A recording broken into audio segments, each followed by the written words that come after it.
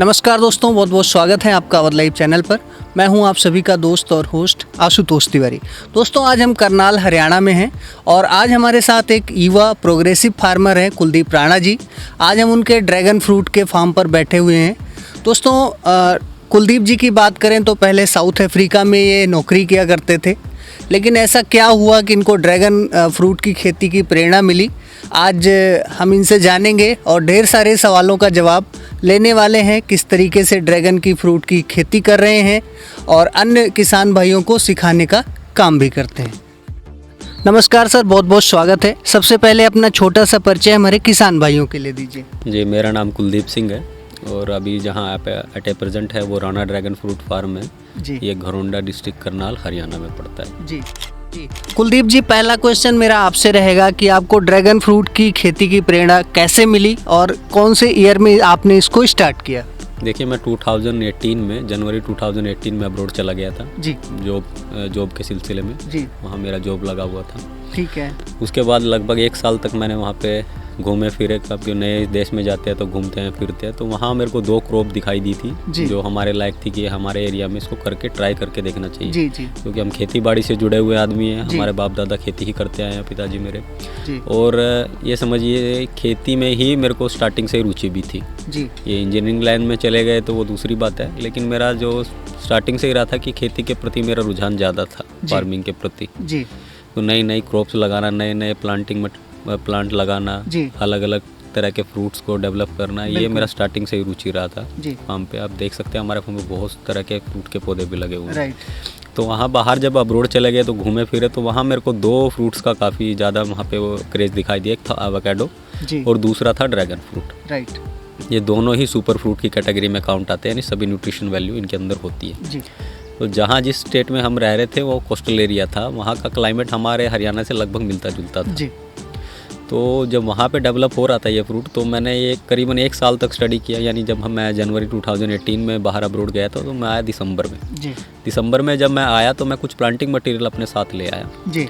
Planting material लाने के बाद में हमने यहाँ कुछ अपना पौधा लगा के देखा। अपने पिताजी को मैं मनाने लगा, लगभग 1 साल तक मनाता रहा कि लगा के देखते हैं। तो उनका बोलना ये था कि बाहर की क्रॉप हमारे यहाँ होगी नहीं और उस समय पे इसकी कोई खेती कर भी नहीं रहा था। बिल्कुल, शायद करता भी होगा तो ये समझ के चलिए महाराष्ट्र गुजरात में कुछ स्मॉल स्केल पे उस समय पे इसकी खेती हो रही थी। कॉमर्शियल फार्मिंग नहीं हो रही थी उस टाइम पे। यूट्यूब पे कोई वीडियोस भी नहीं थे, ना ही हॉर्टिकल्चर को कोई इन्फॉर्मेशन थी। एक नई क्रॉप थी, बिल्कुल नई।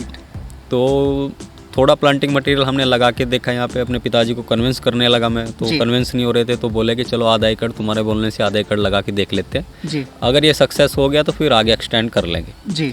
तो हमने लगाया उस समय पे इसको। तो करीबन पहला जो 1.5 साल का जो समय था जब इसका फर्स्ट टाइम फ्रूटिंग आया था जी, तो बड़ा स्ट्रगल किया हमने, क्योंकि इसके बारे में इन्फॉर्मेशन थी ही नहीं। इसको डिजीज़ को कैसे कंट्रोल करना, कैसे इसको मेंटेन करना, बिल्कुल कोई आइडिया नहीं था। ना ही कोई यूट्यूब पे वीडियो थी, ना कोई गाइड करने के लिए था हमको।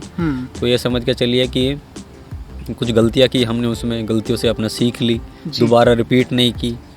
तो धीरे धीरे करते हुए जब 1.5 साल हुआ, दूसरे साल में हमारा प्रोडक्शन आया, अच्छा खासा प्रोडक्शन आया जी। तो इससे हमको प्रोत्साहन मिला आगे में कि भाई ये हमारे यहाँ सक्सेस हो गया है, अब इसको आगे बढ़ा के देखना चाहिए।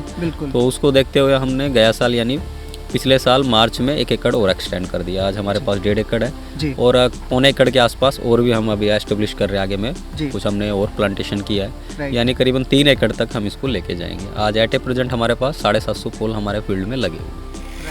सर, आगे बढ़ते हैं। कुलदीप जी, आपसे जानना चाहूँगा कि इसकी कॉस्टिंग क्या आती है। सर, अगर आपने बताया एक स्ट्रक्चर और उसकी नर्सरी से लेके फ्रूटिंग होने तक कितना जो है कॉस्ट आ जाता है? देखिए, ये जो क्रॉप होती है ये 25 साल की क्रॉप है।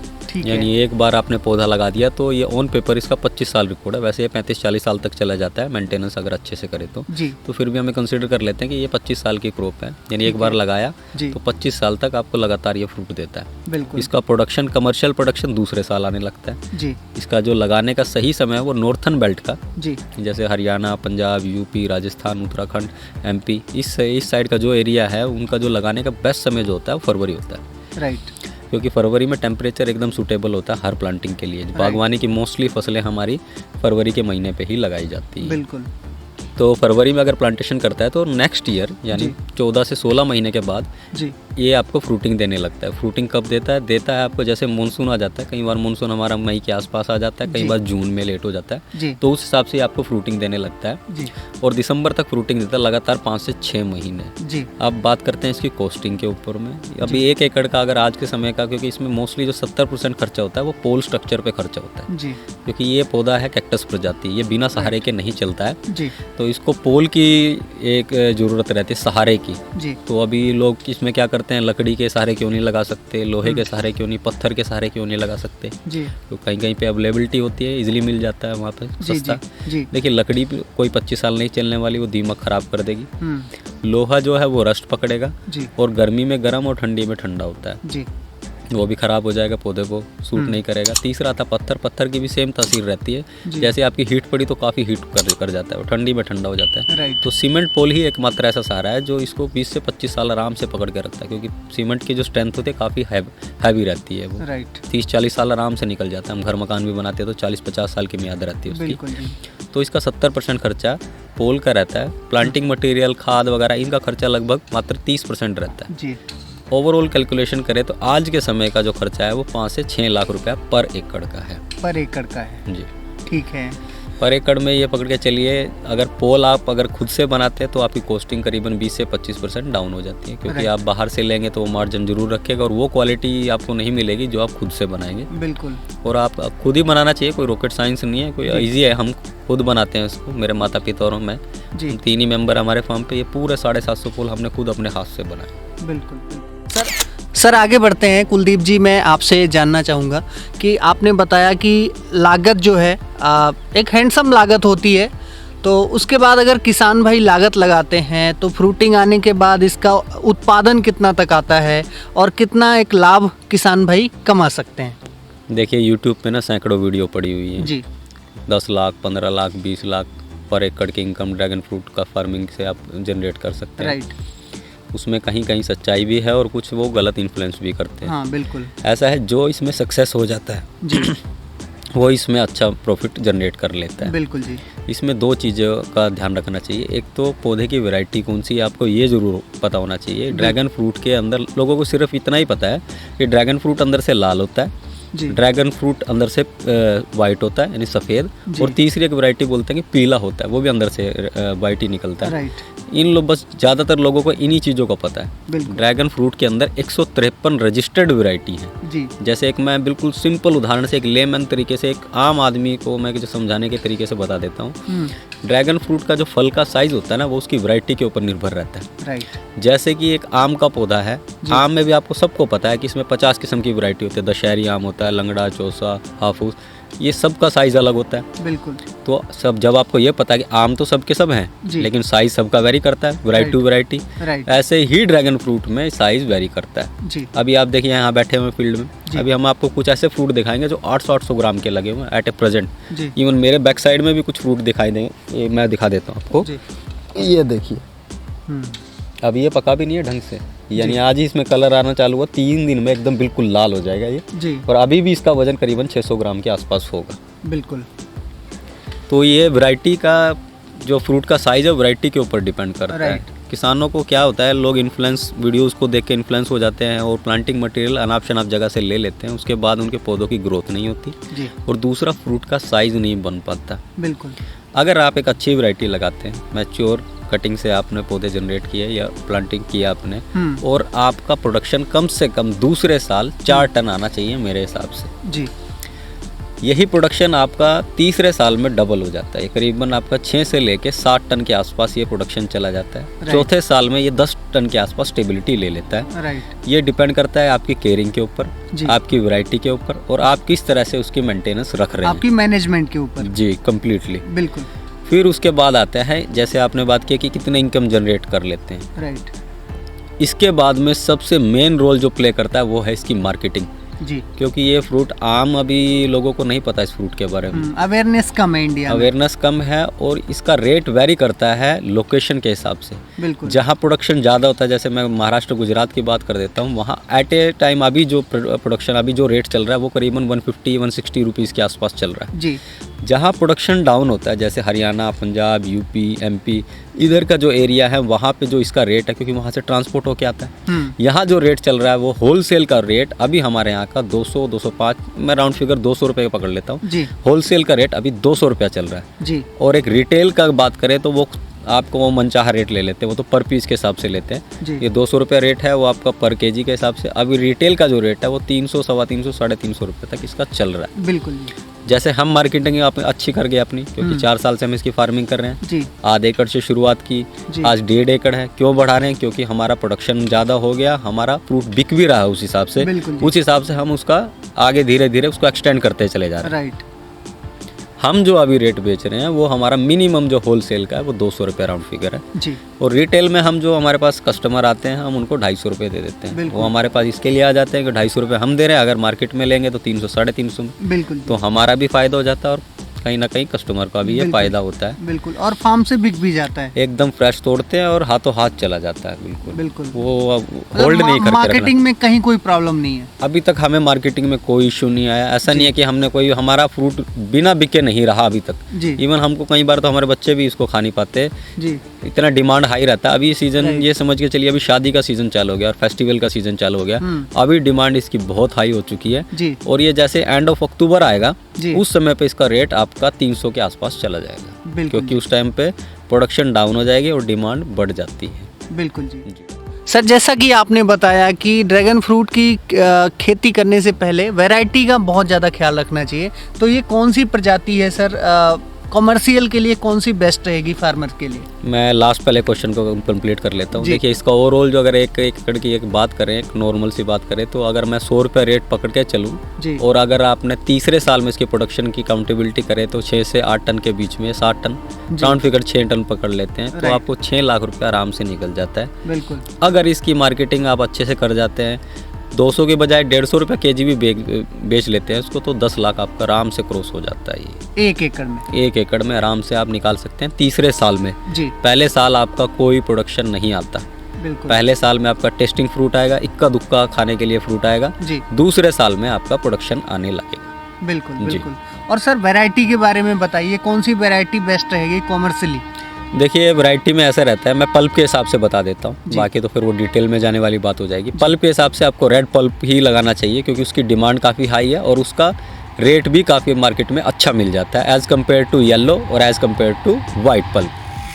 सर, आगे बढ़ते हैं। बहुत सारे किसानों का जो सवाल रहता है कि क्या ड्रैगन फ्रूट की खेती के साथ में इंटर क्रॉपिंग सह फसली की जा सकती है, और अगर की जा सकती है तो कौन कौन सी फसलों का और किन बातों का ध्यान रखना चाहिए? देखिए, इसके बीच में आप इंटर क्रॉप कर सकते हैं, कोई इशू नहीं है। जैसे आपने प्लांटेशन किया, पहले साल प्लांटेशन किया, तो आप 1-1.5 साल तक अच्छे से इंटर क्रॉप कीजिए। ऐसा नहीं है कि उसके बाद भी नहीं कर सकते, कर सकते हैं, लेकिन उसके बाद आपका करने का मन ही नहीं करेगा। बिल्कुल जी। क्यों नहीं करेगा? क्योंकि आपको इसके प्रोडक्शन आने लगेगा, 2 पैसे इससे अच्छे कमाने लगेंगे, तो दूसरे तीसरे साल में आप इंटर क्रॉप बंद कर देंगे, जैसे हमने बंद कर दी जी।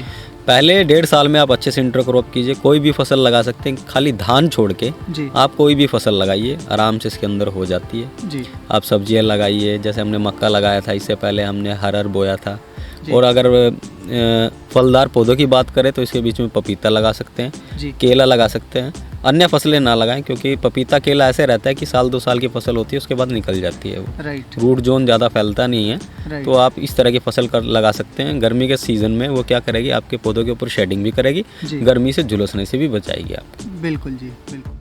सर, आगे बढ़ते हैं और आपसे मैं जानना चाहूँगा कि जैसे बहुत सारे किसान भाइयों का ये सवाल रहता है कि किस तरीके से प्रोडक्शन को बढ़ाया जाए जी, फ्रूट की साइज को बढ़ाया जाए, और इसके अलावा इरिगेशन के लिए, सिंचाई के लिए कैसी व्यवस्था होनी चाहिए, और इसमें डिजीज मैनेजमेंट के लिए आप कैसे करते हैं सर? अपना जो प्रैक्टिकल अनुभव है वो हमारे किसान भाइयों के साथ शेयर करें। चलिए, सबसे पहले आपके पहले क्वेश्चन का आंसर कर देता हूँ मैं। फ्रूट का साइज़ कैसे बढ़ाया जाता है, ये मोस्टली समझ के चलिए, हमारा भी खुद का यूट्यूब चैनल है, या हमारे पास विजिट के लिए बहुत सारे फार्मर आते हैं। ये मेनली किसानों की 2 सबसे बड़ी समस्याएं हैं, बाकी किसान मैनेज कर लेता है इसको। 2 सबसे बड़ी समस्या ये है, एक तो नंबर 1 ये रहता है कि उनके पौधों की ग्रोथ ही नहीं होती जी।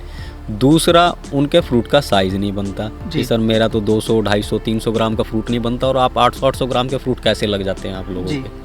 देखिए, इसमें सबसे अहम रोल जो निभाता है वैरायटी का। कुछ वैरायटीज़ ऐसी होती है जो काफ़ी अग्रेसिव ग्रोथ करती है, जैसे मैं अभी आपको दिखाऊंगा हमारे फील्ड में, हमारे फील्ड में एट ए प्रेजेंट हमारे फील्ड में 13 से 14 वैरायटी लगी हुई है। मैं 13 ही पकड़ लेता हूँ उनको। 13 वैरायटी हमारे फील्ड में एट ए प्रेजेंट लगी है। 13 वैरायटी का अलग अलग प्रोडक्शन है। अभी उनमें से 3 से 4 वैरायटी हमारा प्रोडक्शन दे रही है। फ्रूट का साइज़ अलग है, उसका ग्रोथ लेवल अलग है, डिजीज़ कंट्रोल अलग है। बाकी जो 13 वैरायटी हमारे पास में लगी है उसका प्रोडक्शन अगले साल आएगा। अभी हम उनका खाली ग्रोथ देखेंगे कि उनका ग्रोथ कैसे है। एक समय पे प्लांटेशन किया हुआ ग्रोथ लेवल में आपको ज़मीन आसमान का अंतर दिखाई देगा जी। तो प्लांटिंग मटेरियल अगर आप अच्छे से चूज़ करते हैं, वैरायटी अच्छी चूज़ करते हैं, तो आपके नो डाउट आपका प्रोडक्शन भी अच्छा आएगा जी। और आपकी ग्रोथ भी अच्छी होगी। बिल्कुल। क्योंकि लोग क्या करते हैं, 2 पैसे की लालच में नर्सरी गलत जगह से उठा लेते हैं जी। एमेच्योर कटिंग ले लेते हैं, यानी कच्ची पक्की कलमें ले लेते हैं। उसके बाद में उनका फ्रूट का साइज़ नहीं, कई साल तक वेट करते हैं जी। इतनी दुनिया भर की फ़ोटोज़ आती हैं, वीडियोज़ आते हैं हमारे पास में कि सर 3 साल हो गया पौधे पे अभी एक फ्रूट ही नहीं लगा जी। और यहाँ देखिए आप, ये पिछले साल 25 मार्च को लगा हुआ और आप अच्छे से उसका प्रोडक्शन भी देख सकते हैं। बिल्कुल जी। क्योंकि हम इसको ऑलरेडी वेरीफाई कर चुके हैं। हमारे खुद का फार्म से ही हमने इसको प्लांटिंग मटीरियल रेडी किया था, दूसरे से हमने लिया क्योंकि हम ट्रस्ट नहीं करते हैं प्लांटिंग मटीरियल के मामले में स्पेशली। तो हम जो अपनी आंखों से देख रहे हैं, अपने यहाँ जो प्रोडक्शन आ रहा है, हम उसी चीज़ में बिलीव करते हैं जी। तो वहाँ अपने फार्म पे लगा के देखते हैं अलग अलग वैरायटीज़ को, उनका पूरा डेवलपमेंट करते हैं, 1-1.5 साल तक नोटिस करते हैं, फिर उसको आगे प्रोडक्शन हम उसका यानी उसका कल्टीवेशन और आगे लेके चलते हैं कि अगर उसका हमारे सभी क्राइटेरिया को वो कंप्लीट कर लेती है, डिजीज़ कंट्रोल, ग्रोथ और फ्रूट का साइज, ये सभी अगर क्राइटेरिया कंप्लीट कर लेती है तो हम उसका स्केल आगे बढ़ा देते हैं। बिल्कुल। अब दूसरे सवाल पे आ जाते हैं कि इसमें बीमारियाँ क्या क्या आती हैं। देखिए, इसमें खास जो एक बीमारी होती है वो होती है फंगस। ये फंगस कब आती है और रोकथाम कैसे की जाती है। फंगस आती है नॉर्मली जैसे ही आपका समर सीज़न ख़त्म हुआ, यानी जब 45-46 डिग्री टेम्परेचर हो जाता है आपका, उसके बाद मानसून आ जाता है। मानसून आते ही क्या होगा, आपके जैसे ही आपका 45-46 डिग्री टेम्परेचर हो जाता है, ये पत्ते पीले पड़ने लगते हैं ड्रैगन फ्रूट के। जब पत्ते पीले पड़ने लगते हैं, उसके बाद में मानसून आता है, तो जो सनबर्न के कारण में जो पत्ते पीले हुए थे, जो सेल डैमेज हुए थे, वहाँ पे बारिश गिरती है तो वाष्पीकरण नहीं हो पाता, यानी पत्तों के अंदर में पानी बाहर नहीं निकल पाता, जिससे वो सेल्स जो डैमेज होने के कारण वहाँ फंगस स्टार्ट हो जाती है। ये तो होता है फंगस का कारण जी।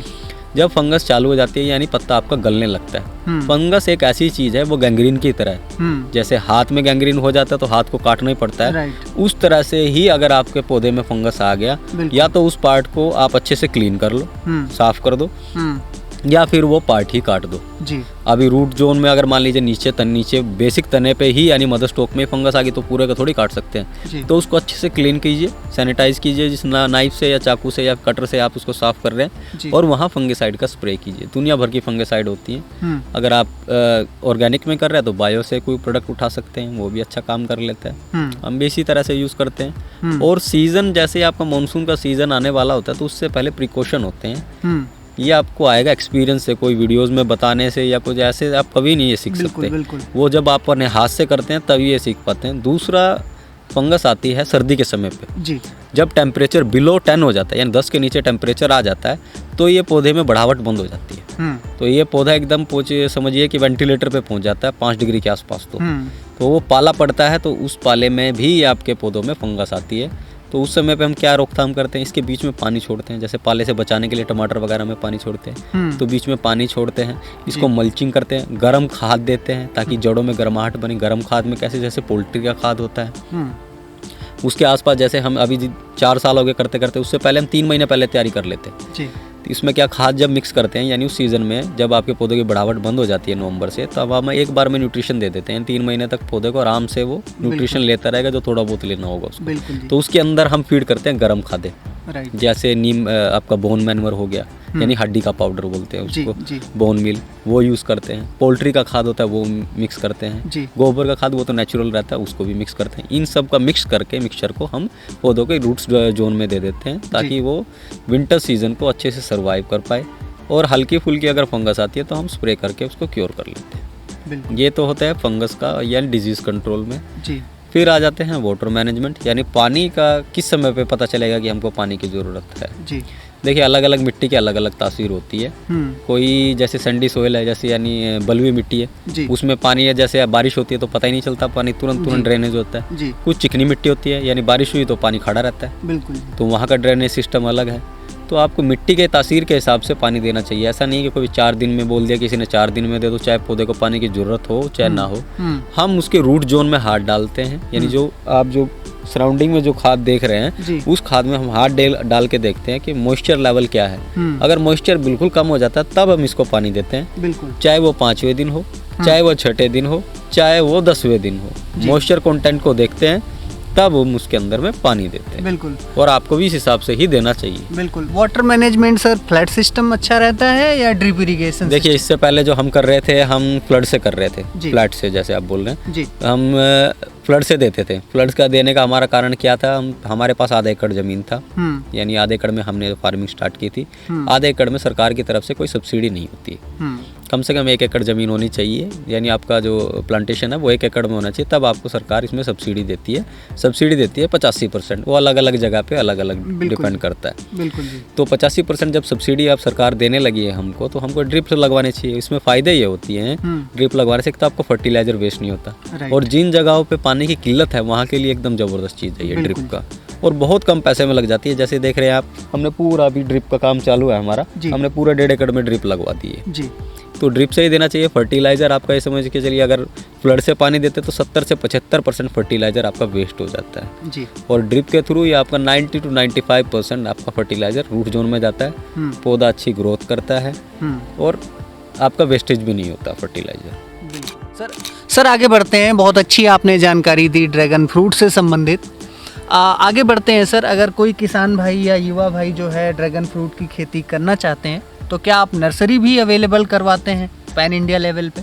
देखिए, नर्सरी का मैटर ऐसे रहता है कि बहुत सारे फार्मर्स क्या करते हैं, मैं किसी को पॉइंट आउट नहीं कर रहा और मैं करता भी नहीं हूँ नॉर्मली। लेकिन नर्सरी तब बनानी चाहिए जब आप अपने फ्रूट के साइज से संतुष्ट हो जाए, राइट, चाहे वो 2 साल में हो चाहे वो 3 साल में। लेकिन मेरा मानना यह है कि कम से कम 3 साल के पहले आपको नर्सरी नहीं बनानी चाहिए, क्योंकि फ्रूट के साइज की स्टेबिलिटी आती है। मैं उदाहरण के तौर पे बता देता हूँ, अपना ही मैं एक्सपीरियंस बता देता हूँ। जब हमने प्लांटिंग किया था 2019 में फरवरी में, तो नेक्स्ट ईयर हमारा जो प्रोडक्शन आया था वो आया था एक एवरेज फ्रूट साइज, एक औसत फ्रूट साइज आया था 365 ग्राम जी। 350 से मैं 350 पकड़ लेता हूँ, 350 ग्राम एक फल का औसत वजन, यानी 100 फल तोड़ते हैं तो उनका एक एवरेज वजन 350 ग्राम बनता है, राइट। जैसे ही हमारा तीसरे साल में एंटर हुआ फ्रूट, यानी दूसरा हमारा कमर्शियल हार्वेस्टिंग आया, तब मेरा फ्रूट का साइज बन गया 465 ग्राम जी। उसके बाद में जैसे ही हम चौथे साल में एंटर हो गए, तब आज के समय पे मेरा फ्रूट का साइज बन रहा है 600 ग्राम के आसपास एवरेज जी। एक मान लीजिए, मतलब ग्रेजुअली हर साल बढ़ रहा है। देखिए, ये वैरायटी के ऊपर डिपेंड होता है जी। और आप जब संतुष्ट होएगी, अगर आपका फ्रूट का साइज 400 ग्राम तक जा रहा है ना, तो आप इनफ है। वो ये कमर्शियल लेवल में 400 ग्राम ओके। जब हम 800 ग्राम के पैकिंग करते हैं ना, हमारे बॉक्स में पैक नहीं हो पाते वो, अब हम पैकिंग भी चेंज करवाने की सोच रहे हैं। और ये फ्रूट का साइज अगर 800 ग्राम, सभी फ्रूट का 800 ग्राम बन जाता है, तो आपको पूरा पैकिंग चेंज करना। और ये कमर्शियल 800 ग्राम मेरे हिसाब से आप सेल नहीं कर पाएंगे उसको, वो ए ग्रेड माल होता है एक्सपोर्ट के लिए बाहर जी। इंडिया के लिए ये कस्टमर यही सोचता है कि कम से कम 1 किलो में 3 फ्रूट तो आने चाहिए। अगर 800 ग्राम, आइडियल साइज 300 से लेके 500 तक, 300 से 500 ग्राम के बीच में अगर फ्रूट साइज आता है तो बहुत बढ़िया है जी। ऐसा भी नहीं है कि सब के सब 1-1 किलो के 800 ग्राम के निकलते हैं। एक एवरेज फ्रूट साइज अगर आपका 500 ग्राम के आसपास बन रहा है ना, तो बहुत बढ़िया है वो आपके लिए।